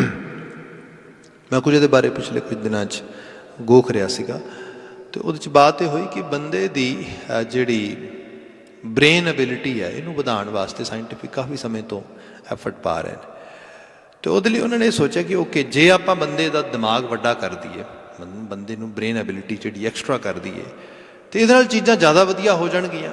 ਪਰ ਉਹਦੇ ਦੋ ਹੀ ਰੀਜ਼ਨ ਹੋ ਸਕਦੇ ਨੇ ਬ੍ਰੇਨ ਦਾ ਸਾਈਜ਼ ਵੱਡਾ ਕਰਨ ਵਾਸਤੇ। ਅਤੇ ਉਹਦੇ 'ਚ ਜ਼ਿਆਦਾ ਜਿਹੜਾ ਉਹਦੇ ਕੋਲੋਂ ज़्यादा सोहने ढंग दे नाल प्रोडक्टिविटी गेन करने वास्ते ਉਹਦਾ ਸਾਈਜ਼ ਦੋ ਤਰੀਕੇ ਨਾਲ ਵਧਾਓਗੇ। ਕਿਤੇ ਵਧਾਓਗੇ ਕਿ ਜਿਹੜੇ ਉਹ ਨਿਊਰੋ ਟਰਾਂਸਮੀਟਰਸ ਨੇ ਉਹਨਾਂ ਦੀ ਗਿਣਤੀ ਵਧਾ ਦਿਓਗੇ। ਦੈਟਸ ਵਾਈ ਐਕਚੁਅਲੀ ਸਾਰਾ ਨਿਊਰੋਨਸ ਦਾ ਹੀ ਸਾਰਾ ਹੈਗਾ ਨਾ, ਉਹਨਾਂ ਦੀ ਗਿਣਤੀ ਵਧਾ ਦਿਓਗੇ, ਉਹਦੇ ਨਾਲ ਬ੍ਰੇਨ ਵੱਡਾ ਹੋ ਜਾਏਗਾ। ਜਦੋਂ ਗਿਣਤੀ ਵਧਾਓਗੇ ਜਦੋਂ ਉਸ ਲੈਵਲ 'ਤੇ, ਫਿਰ ਜਿੰਨੇ ਉਹ ਜ਼ਿਆਦਾ ਗਿਣਤੀ 'ਚ ਹੋਣਗੇ ਉਤਨੀ ਬੰਦੇ ਦੀ ਡਿਸਟਰੈਕਟਿੰਗ ਜਿਹੜੀ ਡਿਸਟਰੈਕਟ ਹੋਣ ਦੀ ਐਬਿਲਿਟੀ ਆ ਉਹ ਵੀ ਨਾਲ ਵੱਧ ਜਾਏਗੀ, ਬਲਕਿ ਜ਼ਿਆਦਾ ਕਨਫਿਊਜ਼ ਹੋ ਜਾਏਗਾ। ਉਹਦੇ 'ਚ ਪੋਸੀਬਿਲਿਟੀ ਤਾਂ ਜ਼ਿਆਦਾ ਹੋਏਗੀ, ਜ਼ਿਆਦਾ ਸੋਹਣੇ ਢੰਗ ਦੇ ਨਾਲ ਕੰਮ ਕਰ ਸਕਣ ਦੀ, ਜ਼ਿਆਦਾ ਵਧੀਆ ਤਰੀਕੇ ਦੇ ਨਾਲ ਨੌਲੇਜ ਨੂੰ ਜਿਹੜਾ ਹੈਗਾ ਪਰਸੀਵ ਕਰ ਸਕਣ ਦੀ, ਪਰ ਪਰਸੀਵ ਨਹੀਂ ਕਰ ਸਕਿਆ ਕਿਉਂਕਿ ਜਦੋਂ ਉਸ ਲੈਵਲ 'ਤੇ ਜਾਏਗਾ ਡਿਸਟਰੈਕਸ਼ਨ ਵੱਧ ਜਾਏਗੀ, ਅਟੈਂਸ਼ਨ ਪੇ ਕਰਨ ਦਾ ਜਿਹੜਾ ਸਪੈਨ ਹੈ ਛੋਟਾ ਹੋ ਜਾਏਗਾ ਅਤੇ ਅਗਲੇ ਲੈਵਲ 'ਤੇ ਜਿਹਨੂੰ ਅਸੀਂ ਖਾਸ ਕਰਕੇ ਕੰਸਨਟ੍ਰੇਸ਼ਨ ਕਹਿੰਦੇ ਹਾਂ ਇਹ ਬਿਲਡ ਨਹੀਂ ਹੋ ਸਕੇਗੀ। So that is one part. Second ਹੈ ਕਿ ਗਿਣਤੀ ਨਾ ਵਧਾਓ, ਸਾਈਜ਼ ਵਧਾ ਦਿਓ। ਜੇ ਉਹਨਾਂ ਦਾ ਸਾਈਜ਼ ਵਧਾ ਦਿੱਤਾ ਜਾਏ ਫਿਰ ਉਸ ਸਾਈਜ਼ ਵਧੇ ਹੋਏ ਜਿਹੜੇ ਨਿਊਰੋਨਸ ਹੈਗੇ ਨੇ ਉਸ ਬ੍ਰੇਨ ਨੂੰ ਚਲਾਉਣ ਲਈ ਬਹੁਤ ਜ਼ਿਆਦਾ ਸਾਡੀ ਬਾਡੀ ਦੇ ਵਿੱਚੋਂ ਜਿਹੜੀ ਐਨਰਜੀ ਉਹਨੂੰ ਲਗਾਤਾਰ ਜਿਹੜਾ ਹੈਗਾ ਉਸ ਤਰੀਕੇ ਨਾਲ ਉਹ ਜਜ਼ਬ ਕਰੇਗਾ ਆਪਣੇ ਵਿੱਚ, ਉਹ ਬਹੁਤ ਜ਼ਿਆਦਾ ਜਿਹੜਾ ਹੈ ਉਹਦੇ 'ਚੋਂ ਉਹਨੂੰ ਯੂਜ਼ ਕਰੇਗਾ। ਜਦੋਂ ਜ਼ਿਆਦਾ ਯੂਜ਼ ਕਰੇਗਾ, ਆਲਰੇਡੀ ਸ਼ਾਇਦ ਤੁਸੀਂ ਇਹਦੇ ਬਾਰੇ ਵਾਕਫ ਹੋ ਸਾਇੰਟੀਫਿਕਲੀ ਇਸ ਤਰੀਕੇ ਨਾਲ ਕਿ ਅਰਾਊਂਡ ਸਾਡੀ 20 to 25% ਜਿਹੜੀ ਸਾਡੀ ਖੁਰਾਕ ਆ ਉਹਦਾ ਇਕੱਲਾ ਹਿੱਸਾ ਬ੍ਰੇਨ ਯੂਜ਼ ਕਰ ਜਾਂਦਾ ਹੈ। ਇੰਨੀ ਐਨਰਜੀ ਉਹਨੂੰ ਚਾਹੀਦੀ ਹੈ ਸਭ ਚੀਜ਼ਾਂ ਨੂੰ, ਅਗਾਂ ਫਿਰ ਉਹ ਡਾਈਵਰਟ ਹੁੰਦਾ ਸੈਂਸਸ ਦੇ ਸਾਰੀਆਂ ਦੇ ਵਿੱਚ। ਹੁਣ ਆਲਰੇਡੀ ਉਹ ਇੰਨੀ ਜ਼ਿਆਦਾ, ਤੇ ਜੇ ਉਸ ਨੂੰ ਉਸ ਲੈਵਲ 'ਤੇ ਲੈ ਜਾਵਾਂਗੇ ਹੋਰ 10-15% ਕਿੰਨੀਆਂ ਕੈਲਰੀਜ਼ ਤੁਸੀਂ ਅੰਦਰ ਲੈ ਕੇ ਇਨਟੇਕ ਕਰੋਗੇ, ਫਿਰ ਕਿੰਨੇ ਬੰਦਾ ਤਾਂ ਖਾਂਦਾ ਹੀ ਰਹੇਗਾ, ਬੰਦਾ ਥੋੜ੍ਹਾ ਜਿਹਾ ਬਸ ਉਸ ਤਰੀਕੇ ਨਾਲ ਰਾਈਟ ਵੇ ਜਿਹੜਾ ਹੈਗਾ ਉਹ ਡਾਊਨ ਫੀਲ ਕਰੇਗਾ। ਬਾਕੀ ਦੂਸਰੇ ਜਿਹੜੇ ਸਾਡੇ ਗਲੈਂਡਸ ਨੇ ਉਹ ਭਾਵੇਂ ਪ੍ਰੋਡਿਊਸ ਹੋ ਰਿਹਾ ਕਿਸੇ ਤਰੀਕੇ ਦੇ ਨਾਲ, ਥਾਇਰੋਇਡ ਪ੍ਰੋਡਿਊਸ ਹੋ ਰਿਹਾ ਹੈਗਾ ਜਿਹੜਾ ਹਜਮ ਕਰਨੇ ਸਭ ਕਾਸੇ 'ਚ ਹੈਲਪ ਕਰ ਰਿਹਾ ਹੈਗਾ, ਇਨਸੂਲਿਨ ਪ੍ਰੋਡਿਊਸ ਹੋ ਰਹੀ ਹੈ, ਸਭ ਚੀਜ਼ਾਂ ਉਹ ਕਿੱਧਰ ਜਾਣਗੇ। ਸੋ ਟੋਟਲ ਇੰਬੈਲੈਂਸਮੈਂਟ ਹੋ ਜਾਏਗੀ। ਸੋ ਇਹ ਬਾਤ ਇਸ ਤਰੀਕੇ ਨਾਲ ਕੀਤੀ ਗਈ। ਸੋ ਇਸ ਲੈਵਲ 'ਤੇ ਅਸੀਂ ਦੇਖੀਏ ਸਾਰੀ ਕੈਮਿਸਟਰੀ ਨੂੰ ਮੇਰਾ ਜਿਹੜਾ ਹੈਗਾ ਇੱਥੇ ਐਕਸਪਲੇਨ ਕਰਨ ਦਾ ਮੁੱਖ ਰੀਜ਼ਨ ਇਹੋ ਹੀ ਹੈ ਕਿ ਜਿਹੋ ਜਿਹੇ ਅਸੀਂ ਕੰਮਕਾਰ ਕਰਦੇ ਹਾਂ ਇੱਥੇ ਬੜੇ ਸਟਰੈਸਫੁਲ ਹੁੰਦੇ ਨੇ, ਬਹੁਤ ਚੀਜ਼ਾਂ ਹੁੰਦੀਆਂ ਨੇ, ਉਹਦੇ ਨਾਲ ਸਾਡੇ ਤੋਂ ਖੁਰਾਕ ਜ਼ਿਆਦਾ ਇਨਟੇਕ ਹੁੰਦੀ ਹੈ। ਉਹ ਜ਼ਿਆਦਾ ਇਨਟੇਕ ਹੋਣ ਦੇ ਕਰਕੇ ਓਬੀਸਿਟੀ ਜਿਹੜੀ ਹੈ ਫਿਰ ਲਾਜ਼ਮੀ ਨੈਕਸਟ ਸਟੈਪ ਆਉਂਦਾ ਹੈ। ਪਰ ਜਿੱਥੇ ਉਸ ਕਿਸਮ ਦਾ ਸਟਰੈਸ ਨਹੀਂ, ਉਸ ਕਿਸਮ ਦੇ ਕੰਮਕਾਰ ਨਹੀਂ, ਉਸ ਕਿਸਮ ਦਾ ਸਭ ਚੀਜ਼ਾਂ ਨਹੀਂ ਹੈਗੀਆਂ, ਤੇ ਬੰਦਾ ਸਿਰਫ ਆਪਣੀ ਜੀਭ ਦੇ ਸਵਾਦਾਂ ਦਾ, ਚਟਪਟੇ ਸਵਾਦਾਂ ਦਾ ਮਾਰਿਆ ਹੋਇਆ ਹੈਗਾ, ਡੈਫੀਨੇਟਲੀ ਉਹ ਬੰਦਾ ਸਵਾਏ ਆਪਣੇ ਆਪ ਨੂੰ ਜਿਹੜਾ ਡਿਸਟਰੈਕਟ ਕਰਕੇ ਤੇ ਰਾਹ ਭਟਕਣ ਤੋਂ ਬਿਨਾਂ ਹੋਰ ਕੋਈ ਗੱਲ ਨਹੀਂ ਕਹਿ ਸਕਦੀ। ਮਹਾਰਾਜ ਨੇ ਉਹਨੂੰ ਕਿਹਾ ਤ੍ਰਿਗ ਤ੍ਰਿਗ ਖਾਇਆ, ਤ੍ਰਿਗ ਤ੍ਰਿਗ ਸੋਇਆ, ਤ੍ਰਿਗ ਤ੍ਰਿਗ ਕਾਪੜ ਅੰਗ ਚੜਾਇਆ। ਜੇ ਜਿਉਣਾ ਇਸੇ ਚੀਜ਼ ਦਾ ਹੀ ਹੈ, ਬੰਦਾ ਕਹਿੰਦਾ ਬੇਤਹਾਸ਼ਾ ਆਰਾਮ ਆ। ਮੈਂ ਤਾਂ ਦੇਖਦਾ ਇੱਥੇ ਤੇ ਚਲੋ ਹੁਣ ਸਾਨੂੰ ਥੋੜ੍ਹਾ ਪੌਜ਼ ਮਿਲਿਆ ਕੰਮਾਂ ਕਾਰਾਂ ਤੋਂ, ਨਹੀਂ ਤੇ ਬੰਦਾ ਕਦੀ ਰਾਤ ਦੀ ਸ਼ਿਫਟ 'ਤੇ ਹੈ, ਕਦੇ ਦਿਨ ਦੇ ਕੰਮ 'ਤੇ ਹੈ, ਕਦੇ ਦਿਨ ਦਾ ਕੰਮ ਲਗਾ ਕੇ ਆ ਰਿਹਾ, ਰਾਤ ਨੂੰ ਕਿਤੇ ਹੋਰ ਕੋਈ ਕੰਮ ਜਿਹੜਾ ਕਰ ਰਿਹਾ, ਬੇਤਹਾਸ਼ਾ ਬਿਜੀ ਇਸ ਤਰੀਕੇ ਨਾਲ। ਸਾਡੇ ਉਹ ਪਿੱਛੇ ਖਿੱਤੇ 'ਚ ਅਸੀਂ ਦੇਖੀਏ ਤਾਂ ਉੱਥੇ ਨੋ ਡਾਊਟ ਉਸ ਕਿਸਮ ਦੇ ਨਾਲ ਉੱਥੇ ਇਕੋਨਮੀ ਦਾ ਮਾਡਲ ਨਹੀਂ ਬਣਾ ਸਕੇ ਉਹ ਲੋਕ ਉਸ ਕਿਸਮ ਦੀ ਇੰਡਸਟਰੀ ਜਨਰੇਟ ਨਹੀਂ ਕਰ ਸਕੇ, ਸਭ ਚੀਜ਼ਾਂ ਹੋਈਆਂ, ਪਰ ਫਿਰ ਵੀ ਜੋ ਅਵੇਲੇਬਿਲਿਟੀ ਸੀ ਜਿਸ ਕਿਸਮ ਦੇ ਕੰਮਾਂ ਦੀ, ਉਹਦੇ 'ਚ ਕਿੰਨੇ ਕੁ ਲੋਕ ਆਪਣੇ ਆਪ ਨੂੰ ਜਿਹੜਾ ਹੈਗਾ ਉਹ ਉਸ ਤਰੀਕੇ ਨਾਲ ਮਸਰੂਫ ਰੱਖਦੇ। ਅਸੀਂ ਦੇਖਦੇ ਹਾਂ ਪਿੰਡਾਂ ਥਾਵਾਂ 'ਤੇ, ਤੁਸੀਂ ਵੀ ਜਾ ਕੇ ਦੇਖਦੇ ਹੋ ਕਿੰਨਾ ਕੰਮ ਅੱਜ ਕੱਲ੍ਹ ਲੋਕ ਕਰਦੇ ਨੇ, ਕੋਈ ਕਿਸੇ ਕਿਸਮ ਦਾ ਕੰਮ ਨਹੀਂ ਹੋ ਰਿਹਾ। ਅੱਜ ਕੱਲ੍ਹ ਤਾਂ ਫਸਲਾਂ ਬੀਜਣ, ਉਹਨਾਂ ਨੂੰ ਪਾਲਣ, ਉਹਨਾਂ ਨੂੰ ਵੱਢਣ, ਉਹ ਸਾਰੇ ਖਰਚੇ ਨੂੰ ਕੈਲਕੂਲੇਟ ਕੀਤਾ ਜਾਂਦਾ, ਅਤੇ ਕੈਲਕੂਲੇਸ਼ਨ ਤੋਂ ਬਾਅਦ ਪਤਾ ਕਹਿੰਦਾ ਜੀ ਇੰਨੀ ਲੇਬਰ ਲੱਗ ਗਈ ਇਹਦੇ ਵਿੱਚ। ਠੀਕ ਹੈ ਜੀ, ਲੇਬਰ ਲੱਗ ਗਈ ਇਹਦੇ 'ਚ, ਪਰ ਜਿਹੜੇ ਬੰਦੇ ਕਿਸਾਨ ਆਪਣੇ ਆਪ ਨੂੰ ਕਿਸਾਨ ਅਖਵਾ ਰਹੇ ਨੇ ਉਹ ਕਿੰਨੇ ਐਫਰਟ ਪਾ ਰਹੇ ਨੇ, ਕੁਛ ਵੀ ਨਹੀਂ। ਫਿਰ ਕਾਹਦੇ 'ਚ ਹੈ, ਮੈਂ ਤਾਂ ਇਹ ਵੀ ਦੇਖਿਆ ਇੱਥੇ ਲੋਕ 18-18 20-20 ਘੰਟੇ ਕੰਮ ਕਰਦੇ, ਕਈ ਵਾਰ ਉੱਥੇ ਮੈਂ ਦੇਖਿਆ 18-18 20-20 ਘੰਟੇ ਕਈ ਵਾਰੀ ਸੌਂ ਕੇ ਕੱਢ ਦਿੰਦੇ ਲੋਕ। ਸੋ ਇਹ ਹੈ ਤ੍ਰਿਗ ਤ੍ਰਿਗ ਖਾਇਆ, ਤ੍ਰਿਗ ਤ੍ਰਿਗ ਸੋਇਆ। ਬੰਦੇ ਨੇ ਬੇਅਰਥ ਜੀਵਨ ਉਦਮ ਕਰੇਂਦਿਆਂ ਜੀਵ ਤੋਂ, ਜੀਵਨ ਉਹੀ ਜੀਵਨ ਆ ਜਿਹਦੇ 'ਚ ਪੁਰਸ਼ਾਰਥ ਆ, ਜਿਹਦੇ 'ਚ ਕ੍ਰੀਏਟੀਵਿਟੀ ਆ, ਪ੍ਰੋਡਕਟੀਵਿਟੀ ਆ, ਜਿਹਦੇ 'ਚ ਕੁਝ ਨਾ ਕੁਝ ਕੰਟਰੀਬਿਊਟ ਕਰਨ ਵਾਸਤੇ ਅੰਦਰ ਲਗਾਤਾਰ ਐਨਰਜੀ ਜਿਹੜੀ ਆ ਉਹ ਜ਼ੋਰ ਪਾ ਰਹੀ ਹੈ। That is life, then someone can claim that I'm alive. Otherwise just wastage of energy and top of that wastage of life। ਇਹ ਰੂਪ ਇੱਥੇ ਮਹਾਰਾਜ ਨੇ ਬਿਆਨ ਕੀਤਾ। ਜਿਉਣ ਦਾ ਮਤਲਬ ਧਰਤੀ ਦੇ ਇਸ ਬਣੇ ਹੋਏ ਸਾਰੇ ਦੇ ਸਾਰੇ ਉਹ ਰੂਪ ਨੂੰ ਉਸ ਰੂਪ ਵਿੱਚ ਜਿਹੜਾ ਹੈਗਾ ਉਹਨੂੰ ਮਾਣਦਿਆਂ ਹੰਡਾਉਂਦਿਆਂ ਖਾਂਦਿਆਂ ਆਪਣੇ ਵੱਲੋਂ ਕੰਟਰੀਬਿਊਟ ਕਰਨ ਦੀ ਬਾਤ ਹੋ ਰਹੀ। ਪਹਿਲਾ ਤਾਂ ਇਹ। ਹੁਣ ਜਦੋਂ ਕੰਟਰੀਬਿਊਟ ਕਰਨਾ ਤਾਂ ਫਿਰ ਕੀ ਕੰਟਰੀਬਿਊਟ ਕਰਨਾ ਹੈਗਾ? ਉਹ ਵੀ ਲੋਕ ਨੇ ਜਿਨ੍ਹਾਂ ਨੇ ਧਰਤੀ ਦੇ ਉੱਤੇ ਬੜੀ ਵੱਡੀ ਡਿਸਟਰੈਕਸ਼ਨ ਬਿਲਡ ਕੀਤੀ ਹੈ, ਬੜੀ ਵੱਡੀ ਡਿਸਟਰਬੈਂਸ ਬਿਲਡ ਕੀਤੀ ਹੈ। ਅਤੇ ਇਹੀ ਨਹੀਂ ਬਲਕਿ ਬਹੁਤ ਵਿਨਾਸ਼ਕਾਰੀ ਹਾਲਾਤ ਪੈਦਾ ਕਰਕੇ ਲੈ ਆਉਂਦੇ ਨੇ। ਕੋਵਿਡ-19 ਦੀ ਸਿਚੁਏਸ਼ਨ 'ਚੋਂ ਗੁਜ਼ਰ ਰਹੇ ਹਾਂ। ਜੇ ਆਪਾਂ ਨੂੰ ਸਿੰਪਲ ਲੈਵਲ 'ਤੇ ਦੇਖੀਏ, ਲੋਕ ਕਹਿ ਰਹੇ ਨੇ it's a man made situation. ਮੈਂ ਡਾਇਰੈਕਟਲੀ ਇਹਨੂੰ ਨਾ ਵੀ ਕੰਸੀਡਰ ਕਰਾਂ ਕਿ ਇੰਟੈਂਸ਼ਨਲੀ ਕਿਸੇ ਨੇ ਇਸ ਵਾਇਰਸ ਨੂੰ ਬਣਾਇਆ ਅਤੇ ਸਪਰੈਡ ਕੀਤਾ ਸਭ ਚੀਜ਼ਾਂ ਦੇ ਵਿੱਚ, ਬਟ ਫਿਰ ਵੀ ਕਿਤੇ ਨਾ ਕਿਤੇ ਹਿਊਮਨ ਐਰਰ 'ਤੇ ਨਜ਼ਰ ਪੈਂਦਾ ਨਾ ਪਿੱਛੇ। ਭਾਵੇਂ ਉਹ ਕਹਿੰਦੇ ਨੇ ਬੈਟ ਮਾਰਕੀਟ ਵਿੱਚੋਂ, ਸਨੇਕ ਮਾਰਕੀਟ ਵਿੱਚੋਂ ਆਇਆ, ਫਲਾਂ ਜਗ੍ਹਾ ਤੋਂ ਆਇਆ, ਲੈਬ ਵਿੱਚੋਂ ਲੀਕ ਹੋ ਗਿਆ, but some kind of human error people are talking about it. So ਇਸ ਸਾਰੇ ਦੇ ਲੈਵਲ 'ਤੇ ਬਾਤ ਆ ਰਹੀ ਹੈ ਕਿ ਬੰਦੇ ਦੀ ਕੌਨਸ਼ੀਅਸ ਚੇਤਨਾ ਕਿੱਥੇ ਗਈ ਹੈ। ਬੰਦਾ ਸਿੱਖ ਹੋ ਗਿਆ ਹੈ। And day by day we can see those kind of act over actually in our surroundings happen ਹੋ ਰਹੇ ਨੇ। ਕਿਤੇ ਛੋਟੇ ਲੈਵਲ ਦਾ ਨੁਕਸਾਨ, ਕਿਤੇ ਵੱਡੇ ਲੈਵਲ ਦਾ। ਮਨੁੱਖ ਦਾ ਨੁਕਸਾਨ ਕਰਨ ਵਾਸਤੇ, ਮਾਨਵਤਾ ਨੂੰ ਹਰਟ ਕਰਨ ਵਾਸਤੇ, ਉਹਨੂੰ ਹਾਰਮ ਕਰਨ ਵਾਸਤੇ ਜਿਹੜੀ ਹੈ ਉਸ ਕਿਸਮ ਦੇ ਨਾਲ ਯਤਨਸ਼ੀਲ ਹੈ। ਇਹ ਸਾਰਾ ਲੈਵਲ ਦੱਸਦਾ ਆ ਬੰਦਾ ਭਾਵੇਂ ਉਹ ਐਫਰਟ ਵੀ ਪਾ ਰਿਹਾ ਹੈ, ਐਫਰਟ ਪਾਉਣ ਦੀ ਸਮਰੱਥਾ ਵੀ ਰੱਖਦਾ ਆ, ਪਰ ਜੋ ਕੌਨਸ਼ੀਅਸ ਸਾਈਡ ਤੋਂ ਅਵੇਅਰ ਨਹੀਂ ਹੈਗਾ, ਫਿਰ ਉਹਦੀ ਐਫਰਟ ਵੀ ਕਿਹੋ ਜਿਹੀ ਹੋਏਗੀ। ਉਹਦੀ ਐਫਰਟ ਵੀ ਕਈ ਵਾਰੀ ਡਿਸਟਰਬੈਂਸ ਅਤੇ ਡਿਸਟਰੈਕਸ਼ਨ ਕ੍ਰੀਏਟ ਕਰੇਗੀ। ਇੱਕ ਛੋਟੀ ਜਿਹੀ ਐਗਜ਼ਾਮਪਲ ਦੇ ਕੇ ਫਿਰ ਬਚਨ 'ਤੇ ਆ ਜਾਂਦਾ। ਸਾਡੇ ਮੈਨੂੰ ਯਾਦ ਆ ਜਦੋਂ ਪੂਰੀ ਦੁਨੀਆ ਦੇ ਵਿੱਚ ਜ਼ੋਰ ਪੈ ਰਿਹਾ ਸੀਗਾ ਕਿ ਹੁਣ ਮੋਬਾਈਲ ਜਿਹੜਾ ਹੈ ਟੈਲੀਕਮਿਊਨੀਕੇਸ਼ਨਸ ਆ ਰਹੀ ਹੈਗੀ ਹੈ, ਸੈਲੂਲਰ ਫੋਨ ਆ ਰਹੇ ਨੇ, ਇਸ ਕਿਸਮ ਦੀ ਬਾਤ ਚੱਲ ਰਹੀ ਹੈ 90s ਦੇ ਵਿੱਚ ਸਾਰੇ ਦੇ ਉੱਤੇ। ਅਤੇ ਉਹ ਸਾਡੇ ਭਾਰਤੀ ਖਿੱਤੇ ਦੇ ਵਿੱਚ ਜਿਹੜੇ ਅਜੇ ਤੱਕ ਉੱਥੇ ਜਿਹੜਾ ਫੋਨ ਦਾ ਐਕਸੈਸ ਸੀਗਾ ਲੈਂਡਲਾਈਨ ਦਾ, ਉਹਨਾਂ ਜ਼ਮਾਨੇ 'ਚ ਮੈਂ ਬਾਤ ਕਰਦਾ ਹਾਂ, ਉਹ ਇੱਕ ਤਰ੍ਹਾਂ ਦਾ VVIP ਟਰੀਟਮੈਂਟ ਹੁੰਦਾ ਸੀਗਾ। ਫਿਰ ਇੱਕਦਮ ਕੀ ਹੋਇਆ ਕਿ ਓਵਰਨਾਈਟ ਉੱਥੇ ਪਿੰਡ ਐਕਸਚੇਂਜ ਖੁੱਲ੍ਹਣ ਲੱਗ ਗਈਆਂ, ਘਰ ਫੋਨ ਲੱਗਣ ਲੱਗ ਗਏ, ਪਿੰਡ ਆਪਨੇ ਦੇਖਿਆ ਹੋਣਾ ਇੱਕਦਮ ਫਿਰ ਮਾਹੌਲ ਛਿੜਿਆ। ਉਹਦਾ ਰੀਜ਼ਨ ਵੀ ਵੱਡੇ ਲੈਵਲ 'ਤੇ ਹੀ ਹੈ। ਜਦੋਂ ਪਿੱਛੇ ਅਸੀਂ ਕੁਝ ਥਿੰਕ ਟੈਂਕਸ ਨੂੰ ਪੜ੍ਹਦੇ ਸੁਣਦੇ ਹਾਂ, ਉਹ ਕਹਿੰਦੇ ਨੇ ਕਿ ਜਿਹੜਾ ਵੈਸਟਰਨ ਵਰਲਡ ਸੀਗਾ ਉਹਨਾਂ ਨੇ ਆਪਣਾ ਜਿਹੜਾ ਆਊਟਡੇਟਡ ਸਿਸਟਮ ਉਹ ਲਗਾਤਾਰ ਵੇਚਣਾ, ਸੈੱਲ ਕਰਨਾ ਸੀਗਾ, ਉਹਨਾਂ ਨੇ ਉਸ ਖਿੱਤੇ 'ਚ ਜਾ ਸੈੱਲ ਕਰਤਾ ਵੀ take it and actually enjoy. ਉਸ ਤੋਂ ਹਾਲਾਂਕਿ ਬਹੁਤ ਥੋੜ੍ਹੇ ਸਮੇਂ ਬਾਅਦ ਹੀ ਅੱਜ ਵੀ ਤੁਸੀਂ ਦੇਖਦੇ ਹੋ ਉੱਥੇ ਹੁਣ ਉਹ ਕਿਸੇ ਕੰਮ ਦੇ ਨਹੀਂ, ਮੋਸਟਲੀ ਨਾ ਐਕਸਚੇਂਜਿਸ ਨਾ ਉਹ ਸਾਰਾ ਕੁਝ। ਹਾਂ, ਇੰਟਰਨੈਟ ਵਾਸਤੇ ਥੋੜ੍ਹਾ ਬਹੁਤਾ ਯੂਜ਼ਫੁਲ ਹੋ ਸਕਦਾ ਆ, ਅਦਰਵਾਈਜ਼ ਸਾਰਾ ਸੈਲੂਲਰ ਜਿਹੜਾ ਉਹ ਕਮਿਊਨੀਕੇਸ਼ਨ ਸੀਗਾ, ਨੈਟਵਰਕ ਸੀਗਾ, ਉਹਨੇ ਸਾਰੇ ਨੂੰ ਜਿਹੜਾ ਓਵਰਟੇਕ ਕਰ ਲਿਆ। ਖੈਰ ਜਦੋਂ ਅਜੇ ਉਹ ਲਾਈਨਸ ਵਗੈਰਾ ਵਿਛਾ ਰਹੇ ਨੇ, ਘਰ ਫੋਨ ਵਗੈਰਾ ਲੱਗ ਰਹੇ ਨੇ, ਅਤੇ ਉੱਥੇ ਆਪਨੇ ਦੇਖਿਆ ਹੋਵੇਗਾ ਕਿ ਡਿਸਟ੍ਰਿਕਟ ਵਾਈਜ਼ ਲੋਕਲ ਨੰਬਰ ਹੁੰਦਾ ਸੀਗਾ। ਡਿਸਟ੍ਰਿਕਟ ਤੋਂ ਬਾਹਰ ਜਿਹੜਾ ਸੀਗਾ ਉੱਥੇ STD ਕਾਲ ਜਿਹੜੀ ਸੀਗੀ ਉਹ ਲੱਗਦੀ ਹੁੰਦੀ ਸੀਗੀ, ਮਤਲਬ ਤੁਹਾਨੂੰ ਐਕਸਟਰਾ ਮਨੀ ਪੇ ਕਰਕੇ ਕਾਲ ਜਿਹੜੀ ਹੈ ਮਿਲਦੀ ਸੀਗੀ। ਉਹਦੇ ਵਿੱਚ ਸੀਗਾ ਕਿ ਲੋਕਲ ਲੈਵਲ 'ਤੇ ਤੁਸੀਂ ਸਾਰੇ ਲੋਕ ਚਾਹੁੰਦੇ ਸੀ ਵੀ ਲੋਕਲ ਸਾਨੂੰ ਆਪਣੇ ਇਲਾਕਾ ਸਾਰਾ ਮਿਲ ਜਾਏ। ਹੁਣ ਸਾਡਾ ਉੱਥੇ ਇੱਕ ਡਿਸਟ੍ਰਿਕਟ ਜਿਹੜਾ ਲੋਕਲ ਜਿਹੜਾ ਡਿਸਟ੍ਰਿਕਟ ਪੈਂਦਾ ਸੀਗਾ, ਪਰ ਪਿੰਡ ਜਿਹੜਾ ਬਿਲਕੁਲ ਬਾਰਡਰ ਦੇ ਉੱਤੇ ਸਮਝੋ ਇਸ ਤਰੀਕੇ ਨਾਲ ਹੈ। ਹੁਣ ਬਾਰਡਰ 'ਤੇ ਪਿੰਡ ਪੈ ਰਿਹਾ ਦੂਜੇ ਡਿਸਟ੍ਰਿਕਟ ਦੇ, ਅਤੇ ਪਰ ਉਸ ਜਿਸ ਡਿਸਟ੍ਰਿਕਟ ਦੇ ਵਿੱਚ ਆ ਰਹੇ ਆ ਉਹਦੇ ਨਾਲ ਤਾਲੁਕਾਤ ਹੈ, ਪਰ ਇੰਨਾ ਨਹੀਂ ਜਿੰਨਾ ਡਿਜ਼ੀ ਬਾਰਡਰ 'ਤੇ ਹੈਗੇ ਆ ਦੂਸਰੇ ਪਾਸੇ ਉਹਦੇ ਨਾਲ ਜ਼ਿਆਦਾ ਵੱਡਾ ਤਾਲੁਕਾਤ ਹੈ। ਸਾਰੇ ਲੋਕਾਂ ਦੇ ਰਿਸ਼ਤੇਦਾਰ ਉੱਧਰ ਰਹਿੰਦੇ ਨੇ, ਕੰਮਕਾਰ ਮੰਡੀ ਉੱਧਰ ਹੈ, ਸਭ ਕੁਝ ਉਸ ਤਰੀਕੇ ਦੇ ਨਾਲ।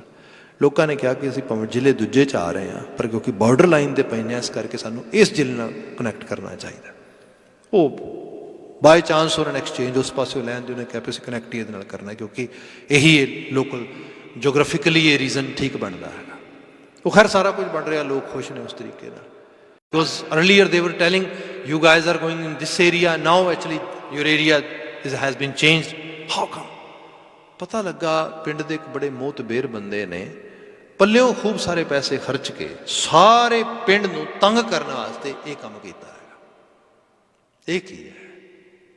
ਇਹ ਹੈ ਖੁਰਾਫਾਤੀਅਤ। ਬੰਦੇ ਦੇ ਜ਼ਹਿਨ 'ਚ ਇਹੋ ਜਿਹੀ ਚੀਜ਼ ਪਈ ਹੈ। ਕਈਆਂ ਚੀਜ਼ਾਂ 'ਚੋਂ ਬੰਦੇ ਨੂੰ ਬੁਰਿਆਈ ਕਰਕੇ, ਮਾੜਾ ਕੰਮ ਕਰਕੇ, ਕਿਸੇ ਨੂੰ ਤੰਗ ਕਰਕੇ, ਕਿਸੇ ਦੇ ਹਾਵੇ ਹੌਕੇ ਪ੍ਰਾਪਤ ਕਰਕੇ ਮਿਲਦਾ ਕੁਝ ਵੀ ਨਹੀਂ, ਪਰ ਖੁਸ਼ੀ ਮਿਲਦੀ ਹੈ। ਇਹ ਸ਼ੈਤਾਨ ਬਿਰਤੀ ਹੈ। ਇਹ ਵੀ ਤੇ ਹਾਲਾਂਕਿ ਇਹੋ ਜਿਹੇ ਲੋਕ ਬੜੇ ਐਫਰਟਫੁਲ, ਬੜੇ ਉਦਮੀ ਹੁੰਦੇ ਨੇ, ਪਰ ਇਸ ਉਦਮ ਦਾ ਕੀ ਕਰਾਂਗੇ? ਇਹ ਜਿਉਣਾ ਨਹੀਂਗਾ। ਇਸ ਜਿਉਣ ਨਾਲੋਂ ਕਾਲ ਕੱਲ ਖਾਂਦਾ ਅੱਜ ਖਾ ਜਾਏ, ਉਹ ਜ਼ਿਆਦਾ ਬੈਟਰ ਹੈ। ਇਹਨੂੰ ਗੁਰੂ ਮਹਾਰਾਜ ਨੇ ਬਾਣੀ 'ਚ ਵੀ ਕਿਹਾ, ਮਰ ਨਾ ਜਾਹੀਂ ਜਿਨ ਬਿਸਰਤ ਰਾਮ, ਨਾਮ ਵਿਹੂਣ ਜੀਵਨ ਕੌਣ ਕਾਮ। ਇਹੋ ਜਿਹਾ ਆਤਮ ਘਾਤੀ ਤੇ ਮਰ ਜਾਣਾ ਚਾਹੀਦਾ ਹੈ, ਜਿਹੜਾ ਆਪਣੇ ਲਈ ਤੇ ਹੋਰਾਂ ਲਈ ਨਰਕ ਪੱਟ ਰਿਹਾ, ਨਰਕ ਦਾ ਦੁਆਰ ਸਿਰਜ ਰਿਹਾ ਸਾਰਾ ਦਾ ਸਾਰਾ। ਜਿਉਣਾ ਇਹ ਨਹੀਂਗਾ। ਜਿਉਣਾ ਇਹ ਹੈ ਲੋਕ ਭਲਾਈ ਦੇ ਵਿੱਚ ਆਪਣੀ ਭਲਾਈ ਲੱਭਣੀ, ਸਭ ਦੇ ਭਲੇ 'ਚ ਆਪਣੇ ਭਲੇ ਨੂੰ ਲੱਭਣਾ। ਦਿਸ ਇਜ਼ ਸਿੱਖੀ, this is humanity, this is spirituality. ਇਹੀ ਗੁਰੂ ਸਾਹਿਬ ਨੇ ਅਧਿਆਤਮਕਤਾ ਦੀ ਬਾਤ ਕੀਤੀ ਹੈ। ਅਦਰਵਾਈਜ਼ ਆਏ ਆ 4 ਦਿਨਾਂ ਦੇ ਮਹਿਮਾਨ ਆ, ਧਰਤੀ ਤੋਂ ਵਿਦਾ ਹੋ ਜਾਣਾ ਆ। ਅੱਜ ਗੁਰੂ ਬਾਬਾ ਜੀ ਨੇ ਬਾਤ ਕੀਤੀ ਜੀਵਤ ਪੇਖੇ। ਉਹ ਜਿਉਂਦੇ ਦਿਸਦੇ ਨੇ, ਉਹ ਜਿਉਂਦਿਆਂ 'ਚ ਗਿਣੇ ਜਾਂਦੇ ਨੇ, ਉਹ ਜਿਉਣ ਜੀਵਨ ਮਾਣਦੇ ਨੇ। ਜਿਨੀ ਹਰ ਹਰ ਧਿਆਇਆ, ਜਿਹਨੂੰ ਯਾਦ ਰਿਹਾ ਹਰ ਵਿੱਚ ਵਸਣ ਵਾਲਾ, ਸਭ ਵਿੱਚ ਵਸਣ ਵਾਲਾ ਹਰੀ ਅਕਾਲ ਪੁਰਖ ਵਾਹਿਗੁਰੂ। ਅਸੀਂ ਸਭ ਇੱਕ ਰੂਪ ਹਾਂ, ਇੱਕ ਰੂਪਤਾ 'ਚ ਅਸੀਂ ਜੀ ਰਹੇ ਹਾਂ। ਬੰਦਾ ਆਪਣੇ ਆਪ ਨੂੰ ਐਕਸਕਲੂਡ ਨਾ ਕਰੇ, ਇਨਕਲੂਡ ਕਰਕੇ ਦੇਖੇ ਸਾਰਿਆਂ ਦੇ ਵਿੱਚ। ਇਹੀ ਜਿਉਂਦੇ ਲੋਕ ਨੇ। ਮੈਨੂੰ ਆਪਣਾ ਸਵਾਰਥ, ਆਪਣਾ ਲਾਲਚ, ਆਪਣੇ ਹਾਸੇ, ਆਪਣੀਆਂ ਖੁਸ਼ੀਆਂ ਚੰਗੀਆਂ ਲੱਗਣ, ਪਰ ਆਪਣੀਆਂ ਖੁਸ਼ੀਆਂ ਪ੍ਰਾਪਤ ਕਰਨ ਵਾਸਤੇ ਕਿਸੇ ਦਾ ਰੁਦਨ, ਕਿਸੇ ਦੀ ਵੇਦਨ, ਕਿਸੇ ਦੀ ਪੀੜਾ, ਕਿਸੇ ਦੀ ਸਫਰਿੰਗ ਮੈਨੂੰ ਨਜ਼ਰ ਹੀ ਨਾ ਆਵੇ। ਜੀਵਨ ਤੇ ਇਹ ਜੀਵਨ ਹੋਏ। Suppose if anyone pinch at my actually arm, I feel pain. I actually don't like it. I think this is harming me. But at the same level, if someone is actually pinching this environment, ਕੋਈ ਕਿਸੇ mountain ਨੂੰ ਤੋੜ ਰਿਹਾ ਹੈਗਾ, ਕੋਈ ਕਿਸੇ ਦਰਖਤਾਂ ਨੂੰ ਖਰਾਬ ਕਰ ਰਿਹਾ ਹੈਗਾ, ਕੋਈ ਧਰਤੀ ਦੇ ਸਾਰੇ ਆਬੋ ਹਵਾ ਨੂੰ, ਮੈਨੂੰ ਐਵੇਂ ਲੱਗੇ ਮੈਨੂੰ ਪਿੰਚ ਕਰ ਰਿਹਾ ਕੋਈ। ਇਹ ਹੈ ਐਕਚੁਅਲੀ ਜੀਵਨ, ਇਹ ਹੈ ਜੀਵਤ ਪੇਖ ਹੈ। ਇੱਥੇ ਜਾ ਕੇ ਫਿਰ ਬੰਦੇ ਨੂੰ ਆ ਸਾਰੇ ਸਾਰ ਤੱਤ ਆਪਣਾ ਰੂਪ ਨਜ਼ਰ ਪੈਂਦੇ ਨੇ। ਇਹ ਇੱਥੇ ਆ ਕੇ ਸਮਝ ਆਉਂਦਾ ਸਭ ਗੋਬਿੰਦ ਹੈ, ਸਭ ਗੋਬਿੰਦ ਹੈ, ਗੋਬਿੰਦ ਬਿਨ ਨਹੀਂ ਕੋਏ। ਇਹ ਹੈ ਜੀਵਤ ਪੇਖ ਹੈ ਜਿਨੀ ਹਰ ਹਰ ਧਿਆਇਆ। ਇਹਦੇ ਲਈ ਮੈਂ ਅਕਸਰ ਐਗਜ਼ਾਮਪਲਸ ਕਰਦਾ। ਵਕਤ ਦੇ ਸਭ ਤੋਂ ਹਾਈਐਸਟ ਲੈਵਲ ਦੇ ਐਨਵਾਇਰਮੈਂਟਲਿਸਟ ਭਗਤ ਪੂਰਨ ਸਿੰਘ ਜੀ, ਕਦੀ ਉਹਨਾਂ ਦੇ ਕਿਤਾਬ 'ਚ ਪੜ੍ਹ ਕੇ ਦੇਖੋ। ਕੋਈ ਸ਼ਖਸ ਕਿੰਨੀ ਮਾਸੂਮੀਅਤ ਅਤੇ ਕਿਤਨੀ ਜ਼ਿਆਦਾ ਜਿਹੜੀ ਇੰਟਰਨਲ, ਜਿਹਨੂੰ ਕਿਹਾ ਜਾਏ ਕਿ ਇੱਕ ਉਸ ਖਾਸ ਕਰਕੇ ਜਿਹੜੀ ਸੌਫਟਨੈਸ ਆ, ਜਿਹੜਾ ਉਹਦੇ ਨਾਲ ਬਾਗੋ ਬਾਗ ਭਰਿਆ ਪਿਆ ਪੂਰੀ ਤਰ੍ਹਾਂ। ਕੋਈ ਸ਼ਖਸ ਕਿੰਨੀ ਸ਼ਿੱਦਤ ਦੇ ਨਾਲ, ਕਿਤਨੇ ਮਤਲਬ ਇੱਕ ਫੀਲਿੰਗ ਦੇ ਲੈਵਲ 'ਤੇ ਦਰਖਤਾਂ, ਬਿਰਖਾਂ, ਪਸ਼ੂਆਂ, ਪੰਛੀਆਂ, ਧਰਤੀ ਦੇ ਪਹਾੜਾਂ ਵਾਸਤੇ ਰੋ ਸਕਦਾ ਆ, ਕੁਰਲਾ ਸਕਦਾ ਆ, ਉਹਦਾ ਨਾਂ ਹੈ ਭਗਤ ਪੂਰਨ ਸਿੰਘ। ਸੋ ਇਹੋ ਜਿਹੀ ਹਸਤੀ ਉਹ ਕਿਉਂਕਿ ਉਹਨੂੰ ਸਭ ਦੇ ਵਿੱਚ ਸਾਨੂੰ ਤੇ ਆਪਣੇ ਸੌਰੀ ਟੂ ਸੇ ਘਰਾਂ 'ਚ ਰਹਿਣ ਵਾਲੇ ਮੈਂਬਰਸ ਜਿਹੜੇ ਸਾਡੇ ਮਾੜਾ ਜਿਹਾ ਆਖੇ ਨਹੀਂ ਲੱਗਦੇ ਸੱਜੇ ਖੱਬੇ, ਸਾਨੂੰ ਉਹੀ ਆਪਣੇ ਨਹੀਂ ਲੱਗਦੇ ਵੀ ਇਹ ਤੇਤ ਨਹੀਂ ਹੋਣਾ ਚਾਹੀਦਾ। ਜਿਹੜੇ ਥੋੜ੍ਹੇ ਜਿਹੇ ਸਾਡੇ ਨਾਲ ਡਿਸਐਗਰੀ ਕਰਦੇ ਨੇ, ਜਿਹੜੇ ਸਾਡੇ ਅਕੋਰਡਿੰਗਲੀ ਸਾਡੀ ਆਈਡੀਓਲੋਜੀ ਦੇ ਅਕੋਰਡਿੰਗਲੀ ਫਿੱਟ ਨਹੀਂ ਬੈਠਦੇ, ਅਤੇ ਜਿਹੜੇ ਜੇ ਕਿਤੇ ਕੋਈ ਫਿਜ਼ੀਕਲੀ ਮੈਂਟਲੀ ਸਿੱਕ ਹੋਏ ਤੇ ਫਿਰ ਤੁਸੀਂ ਕਹਾਂਗੇ ਕਿ we don't want to actually have any association with his or her। ਪਰ ਉਹਦੇ ਵੱਲ ਦੇਖੋ ਜਿਹੜੇ ਬਿਲਕੁਲ ਅਜੇ ਮਿੱਟੀ, ਤੇ ਫਿਰ ਵੀ ਕੋਈ ਬੰਦਾ ਮੁੱਠ ਚੱਕ ਸਕਦਾ ਹੈ। ਜਿਹੜੀ ਮਿੱਟੀ ਧਰਤੀ ਨੇ ਇਸ ਤਰੀਕੇ ਨਾਲ ਥੱਪ ਦਿੱਤੀ, ਜਿਹੜੀ ਨਾ ਖਾ ਸਕਦੀ ਹੈ ਨਾ ਪਾ ਸਕਦੀ ਹੈ, ਜਿਹਨੂੰ ਆਪਣੀ ਸੁੱਧ ਕਿਰਿਆ ਦਾ ਵੀ ਨਹੀਂ ਪਤਾ, ਉਹਨੂੰ ਪਿਆਰ ਕਰਦਾ ਹੈ, ਚੱਕਦਾ ਹੈ, ਰੱਖਦਾ ਆ। ਕਿਉਂ? ਕਿਉਂਕਿ ਜੀਵਤ ਪੇਖੇ ਜਿਨੀ ਹਰ ਹਰ ਧਿਆਇਆ। ਉਹਨੂੰ ਇਹਦੇ 'ਚ ਹਰੀ ਦਿਸਦਾ ਆ, ਹਰ ਦਾ ਰੂਪ ਦਿਸਦਾ, ਉਹਨੂੰ ਉਹਦੇ ਨਾਲ ਸਾਂਝ ਲੱਗਦੀ ਹੈ। ਸਾਧ ਸੰਗਤ ਤਿਨੀ ਦਰਸ਼ਨ ਪਾਇਆ। ਅਸਲ 'ਚ ਉਸਨੇ ਸਤਸੰਗ ਕੀਤਾ, ਉਹਨੇ ਸਾਧ ਸੰਗ ਦਾ ਦਰਸ਼ਨ ਐਕਚੁਅਲ ਲੈਵਲ 'ਤੇ ਪ੍ਰਾਪਤ ਕੀਤਾ। ਉਹਨੂੰ ਅਸਲ ਲੱਗਾ ਕਿ ਹਾਂ ਸਤਸੰਗ ਆ ਹੁੰਦਾ ਹੈ, ਸਾਧ ਸੰਗ ਆ ਹੁੰਦਾ ਆ। ਦੇਖੋ ਅਸੀਂ ਚਲੋ ਅੱਜ ਕੱਲ੍ਹ ਤਾਂ ਕੋਵਿਡ-19 ਦੀ ਸਿਚੁਏਸ਼ਨ ਵਿੱਚੋਂ ਅਸੀਂ ਲੰਘ ਰਹੇ ਹੈਗੇ ਹਾਂ, ਉਹਦੇ ਵਾਸਤੇ ਅਸੀਂ ਕੰਗਰੀਗੇਸ਼ਨ ਜਿਹੜੀ ਹੈ, ਜਿਹੜੀ ਫਿਜ਼ੀਕਲ ਕੰਗਰੀਗੇਸ਼ਨ ਜਿਹੜੀ ਇਸ ਤਰੀਕੇ ਨਾਲ ਹੁੰਦੀ ਸੀ ਕਿ we are not actually allowing it, but at the same time I should say ਜਿਹੜੀ ਵਿਜ਼ੂਅਲ ਕੰਗਰੀਗੇਸ਼ਨ ਆ ਇਸ ਤਰੀਕੇ ਦੇ ਨਾਲ ਜਿਹੜੀ ਵੇਖ ਕੇ ਸੁਣ ਕੇ ਅਸੀਂ ਕਰ ਰਹੇ ਹਾਂ, ਉਹ ਤਾਂ ਹੋ ਹੀ ਰਹੀ ਹੈ। ਪਰ ਜੇ ਸਹੀ ਰੂਪ ਵਿੱਚ ਦੇਖਿਆ ਜਾਏ, ਸੰਗਤ ਬੰਦਾ ਸ਼ਬਦ ਦੀ ਕਰਦਾ ਹੈ, ਖਿਆਲ ਦੀ ਕਰਦਾ ਹੈ, ਬਚਨ ਦੀ ਕਰਦਾ ਹੈ, ਬੋਲ ਦੀ ਕਰਦਾ ਹੈ। ਅਤੇ ਜੇ ਬੰਦਾ ਕਿਸੇ ਬੋਲ ਬਚਨ ਖਿਆਲ ਨੂੰ ਪੜ੍ਹ ਰਿਹਾ, ਸੁਣ ਰਿਹਾ, ਅਤੇ people who are following specific ideas and person is claiming I belong from that kind of ideology, ਉਹਦਾ claim ਕਰਨਾ ਕਿਸ ਮਾਇਨੇ 'ਚ ਆ? that claim is totally meaningless if that person is not exercising it. ਉਹਦੀ ਐਕਸਰਸਾਈਜ਼ ਨਹੀਂ ਕਰ ਰਿਹਾ। ਸਿੱਖੀ ਦਾ ਕਨਸੈਪਟ ਹੀ ਸਰਬੱਤ ਦਾ ਭਲਾ ਆ, ਤੇ ਜੇ ਬੰਦਾ ਇਹਦੀ ਐਕਸਰਸਾਈਜ਼ ਹੀ ਨਹੀਂ ਕਰ ਰਿਹਾ, ਫਿਰ ਭਾਈ ਹੋਰ ਜੋ ਮਰਜ਼ੀ ਹੋਏ, ਸਿੱਖ ਨਹੀਂ ਹੋ ਸਕਦਾ। ਸਿੱਖ ਹੋਣ ਦਾ ਮਤਲਬ ਹੀ ਹੈ ਕਿ ਮੈਂ, ਤੂੰ ਤੇ ਉਹ, ਮਤਲਬ ਤੂੰ ਪੇਖਣ ਦਾ ਕਨਸੈਪਟ ਆ। ਇੱਥੇ ਗੁਰੂ ਸਾਹਿਬ ਨੇ ਕਿਹਾ ਸਾਧ ਸੰਗਤ ਨੇ ਦਰਸ਼ਨ ਪਾਇਆ, ਉਹਨੇ ਦਰਸ਼ਨ ਪਾਇਆ ਸਤਸੰਗ ਦਾ, ਹੋਰ ਕੋਈ ਦਰਸ਼ਨ ਨਹੀਂ। ਇਹ ਰਹਾ ਉਹਦਾ ਬੰਦਿਆ, ਰਹਿਣ ਨਾ ਪਾਵੇਂ ਸੁਰ ਨਰ ਦੇਵਾ। ਬਾਕੀ ਬੰਦਾ ਇਹ ਸੋਚੇ ਕਿ ਸ਼ਾਇਦ ਮੈਂ ਭਜਨ ਬੰਦਗੀ ਕਰਾਂਗਾ, ਸਤਸੰਗ ਕਰਾਂਗਾ, ਅਤੇ ਕੁਛ ਹੋਰ ਧਾਰਮਿਕ ਤੌਰ 'ਤੇ ਆਪਣੇ ਆਪ ਨੂੰ ਆਪਣੀ ਐਸੋਸੀਏਸ਼ਨ ਬਿਲਡ ਕਰਾਂਗਾ, and with the help of that actually religious activities I might live longer in this world, or I might actually take some kind of victory on death, or on and actually kind of mortality. Bani is telling no, that's not actually happening. ਇਹ possible ਨਹੀਂ ਹੈਗਾ। Mother nature ਦਾ ਲਾ ਆ ਇਹ, ਜਿਉਣਾ ਮਰਨਾ ਕਰਤਾਰੀ ਹੁਕਮ ਆ। ਇੱਥੇ ਗੁਰੂ ਮਹਾਰਾਜ ਨੇ ਕਿਹਾ ਰਹਿਣ ਨਾ ਪਾਵੇਂ, ਕੋਈ ਧਰਤੀ ਤੇ ਸਦਾ ਨਹੀਂ ਰਹੇਗਾ। ਅਸੀਂ ਜਜਮੈਂਟਲ ਹੈਗੇ ਆ ਨਾ, ਕੋਈ ਬੰਦਾ, ਕੋਈ ਸ਼ਖਸ, ਕਿਸੇ ਦੀ ਮੌਤ ਹੋ ਜਾਂਦੀ ਹੈ, ਕੋਈ ਗੁਜ਼ਰਦਾ ਆ, ਤਾਂ ਅਸੀਂ ਸਿੱਧੇ ਤੌਰ 'ਤੇ ਕਹਿੰਦੇ ਹਾਂ ਪਤਾ ਨਹੀਂ ਕਿਹੋ ਜਿਹੀ ਕਿਸਮਤ ਕਰਕੇ ਆਇਆ, ਪਤਾ ਨਹੀਂ ਭਾਈ ਕਿਸਮਤ ਕਾਹਦੀ ਹੈ, ਇਹ ਤਾਂ ਕੁਦਰਤ ਦਾ ਹੁਕਮ ਹੈ। ਹਾਂ, ਰੀਜ਼ਨ ਵੀ ਵੱਖਰੇ ਵੱਖਰੇ ਹੋ ਸਕਦੇ ਨੇ। Some time if anyone is dying due to some kind of drastic, or ਜਿਹੜੇ ਕੁਦਰਤੀ ਤੌਰ 'ਤੇ ਉਹੋ ਜਿਹੇ ਰੀਜ਼ਨ ਨੇ ਜਿਹੜੇ ਸਾਨੂੰ ਕਈ ਵਾਰੀ ਬੜੇ ਦੁਖੀ ਕਰਦੇ ਨੇ, ਬੜੇ ਫੁੱਲ with suffering or full with some kind of pain, and we always try to condemn that kind of death and pray Waheguru ji please ਇਹੋ ਜਿਹੀ ਮੌਤ ਨਾ ਕਿਸੇ ਦੀ ਆਵੇ, ਇਸ ਤਰੀਕੇ ਦੇ ਕਿਸੇ ਦੀ ਮਰਨਾ ਨਾ ਹੋਵੇ। ਇਹ ਤੇ ਮਰਨਾ ਕਿਹੋ ਜਿਹਾ ਮਰਨਾ ਹੈਗਾ। ਪਰ ਮੈਂ ਕਈ ਵਾਰੀ ਦੇਖਦਾ ਹਾਂ ਗੁਰੂ ਅਰਜਨ ਸਾਹਿਬ ਦੀ ਸ਼ਹਾਦਤ ਬਾਰੇ ਦੇਖੋ ਤੁਸੀਂ, ਗੁਰੂ ਸਾਹਿਬ ਦੇ ਵਰਸਾਏ ਸਿੱਖਾਂ ਜਿਹਨਾਂ ਨੂੰ ਅਸੀਂ ਸ਼ਹੀਦ ਕਹਿੰਦੇ ਹਾਂ, ਕਦੀ ਉਹਨਾਂ ਵੱਲ ਦੇਖੋ ਤੁਸੀਂ। ਸੋ ਇਹ ਸਭ ਚੀਜ਼ਾਂ ਸਾਨੂੰ ਇਹ ਬਿਆਨ ਕਰਦੀਆਂ ਨੇ, ਦੱਸਦੀਆਂ ਨੇ ਉਹ ਬੰਦੇ ਰਹਿਣ ਨਾ ਪਾਵੇਂ ਸੁਰ ਨਰ ਦੇਵਾ। ਕੋਈ ਸੁਰ ਆ, ਕੋਈ ਨਰ ਆ, ਕੋਈ ਦੇਵ ਆ, ਕਿਸੇ ਨੇ ਨਹੀਂ ਰਹਿਣਾ।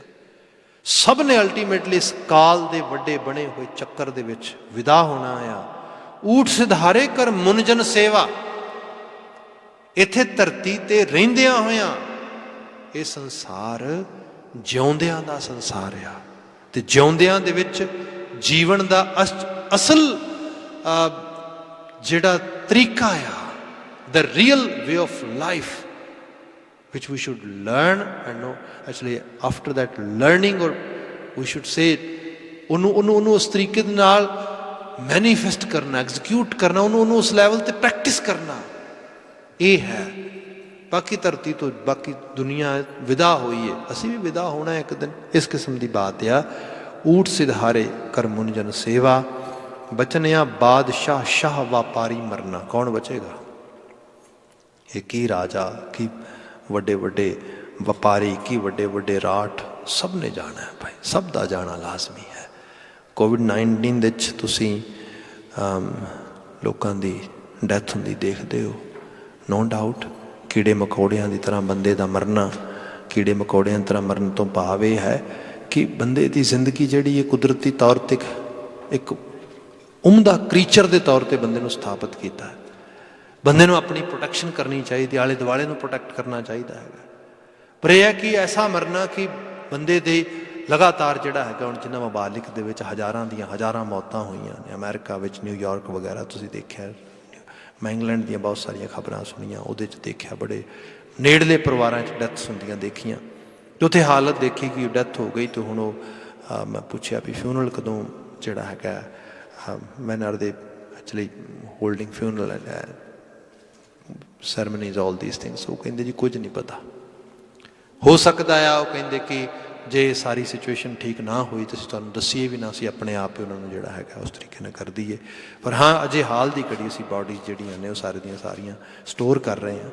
जदों किते टाइम बनेगा दैन डेफिनेटली वी विल असीं तुहानूं दसांगे सब। पर ये हालात है, अमीर तो अमीर लोग भी है, काल किसी तो वड्डा नहींगा। साहब ने बाणी च क्या राजा प्रजा समकर मारै ऐसो काल बडानी रे। काल इन्ना बलवान है। बचन आ रहा इत्थे बादशाह शाह व्यापारी मरना, जो दिसै सो काल है खरना। जो दिस रहा काल ने उंगल ला के लै जाना सारे। कूड़ा मोह लपट लपटाना, बंदा फिर भी एहसास का नहीं गा। बड़ी इल्यूजन माया, माया जिन्होंने गुरु साहब ने कहा सर्पनी ते ऊपर नहीं बलिया, जिन ब्रह्मा विष्णु महादेव छलिया। केड़ा बचिया देता बचन आया कूड़ा मोह लपट लपटाना। दिस भी रहा है जिहदे नाल इन्ने जफे मार रहे हैं, ये किते निभण वाली चीज़ नहीं है। बट स्टिल वो लैवल जिहड़ा है छोड़ चलिया तो फिर पछताना। एक दिन विदायगी होएगी, फिर लोग पछताउंदे काश मैं जीवन किसी चंगे पासे ला लैंदा। कृपा निधान नानक को करो दात, गुरु अर्जन साहब दात मंगते है सतगुरु है तरस दे दाता मेरे ते दात। मैनू बख्श दे नवाज दे नाम तेरा जपी दिन रात तेरा सहारा, तेरा नाम मेरे सुरत च टिकिया रहे। लिटरली तौर पर उस वाहिगुरु, उस गुरु, उस परिपूर्ण जिहड़ा असल ज्ञान का दाता, जिहड़ा जीवन दहिंद है, जिन्हें जीवन मानन वास्ते ये सब कुछ बनाया साजिया आ, वो सोझी भी दे दे। यही नाम आ, यही नाम की शक्ति है जिहदे नाल असीं जुड़ना आ। सब रहमत करन आलमी अल्लाह यगमी वाकई चो सानू चंगी प्रेरणा मिले। आप संगत बहुत दूर दराज तक, even all over the globe with the help of TV and also social media सुनते हो। मैं मालक के तरना च अरदास करदा साडा सुनिया गाविया बोलिया लेखे च लगे। नाल दी नाल थैंक्स भी करदा तुहाडे इन्ने रिस्पोंस हुंदा, तुसीं इन्ने लैवल ते लगातार जो हैगा एप्रीशिएशन भेजदे हो। I am very grateful to Waheguru ji, उन्होंने सानू समर्था दी। अदरवाइज मैं तो बड़ा छुप के रहन वाली उस किस्म के नाल सीगा। But still actually all over the globe जिस तरीके की आवाज़ जा रही है, तो यह है कि सारे समय दे विच तुहानू शब्द मददगार लगता है, हैल्पफुल लगता है। ये भी एक बड़ी वड्डी मालक की बख्शिश या नवाजिश आ। कोविड-19 दे विच अरदासां करो, बेनतियां जिवें असीं अक्सर करते हैं कि सानू मत आवे, सुमत्ते आवे, मनुख के तौर पर असीं अपना रोल चंगा कर सकीए। ये लर्न करन दा सीखण दा समा है। बाकी दाता तरस करे सारिਆਂ ਦੇ ਉੱਤੇ। ਇੰਨੀਆਂ ਕੁ ਬੇਨਤੀਆਂ ਨਾਲ ਖਿਮਾ। गुरुद्वारा साहब आउंदे हो जरूर आओ, मत्था टेको। जो जिस तरीके दे नाल इत्थे जिहड़ियां सेवावां चल रही ने वो जो तुसीं कंट्रीब्यूशन पाना चाहो पा सकते हैगे हो। पर मुख रूप में बात यह है कि कॉन्ग्रीगेशन की इत्थे कोई असीं इजाजत नहीं दे रहे। सिर्फ आपने आना है, मत्था टेकना है, सब तरीके नाल सब उस रूप में करना हैगा। हुण ते बकायदा ਜਿਹੜੇ ਨੇ पूरे इत्थे मार्किंग कर दी गई है, कित्थे खड़ना है, कित्थे आके करना है, सब इस तरीके दे नाल। ते लंगरां दी सेवा गुरुद्वारा साहब वालों जो हज़ारां की तादाद दे विच संगतां जो लाह चक रही हैं चल रही है। मालक बख्शिश करे साडे सेवादारां ते साडे स्टाफ के सिर ते मेहर भरे हथ रखे, जिहड़ा लगातार निरथक इस तरीके नाल सेवा लगातार कर रहा है। इत्थे ही मैं हुण आप जी तो इजाजत चाहांगा। ढाडी भी राय ने अगला समागम वो तुहानूं सरवण करवाउणगे।